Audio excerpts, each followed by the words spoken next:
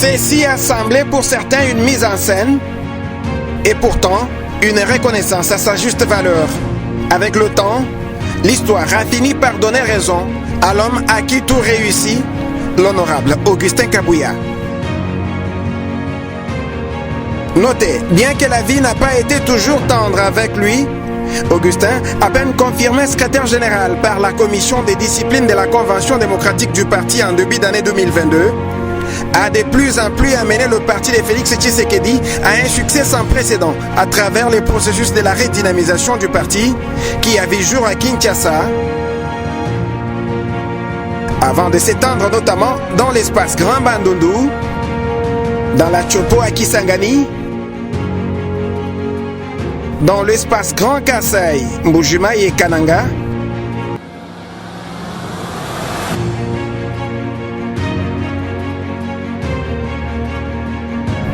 dans les Haut-Katanga à Lubumbashi, sans oublier les Congo central. Voilà qui fera logiquement le lit de ces prestations XXL à travers la République lors de la campagne électorale du candidat président Félix-Antoine Tshisekedi, dont les résultats n'ont été qu'une grande victoire du parti présidentiel. En effet, en dehors de la réélection du chef de l'État avec un score historique, le parti Union pour la démocratie et les progrès social dirigé par le secrétaire général Augustin Kabouya occupe la place d'honneur au Parlement. Première formation politique avec plus de 100 députés nationaux, plus de 10 sièges au Sénat et plus de 100 sièges obtenus aux législatives provinciales. Bénéficiant de la totale confiance du chef de l'État Félix-Antoine Tshisekedi, Augustin Kabouya sera désigné en date du 7 février informateur pour identifier une nouvelle majorité à l'Assemblée nationale. Puis une deuxième mission lui sera confiée le 26 février. Toutes ces tâches ont été exécutées efficacement dans un laps de temps par Monabouté, ce qui a permis au chef de l'État de nommer une première ministre en la personne de Judith Toulouka-Souminois.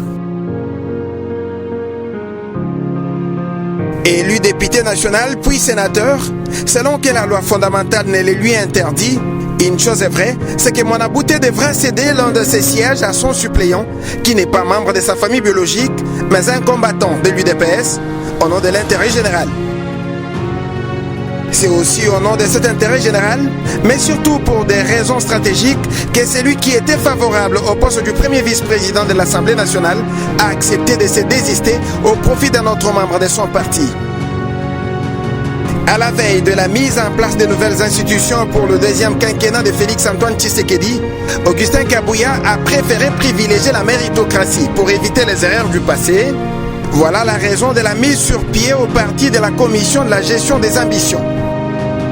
Celle-ci, dirigée par un bureau de coordination avec à sa tête le secrétaire général adjoint Jean Tezo, a pour responsabilité de traiter les ambitions et les aspirations de membres de l'UDPS sur le plan professionnel.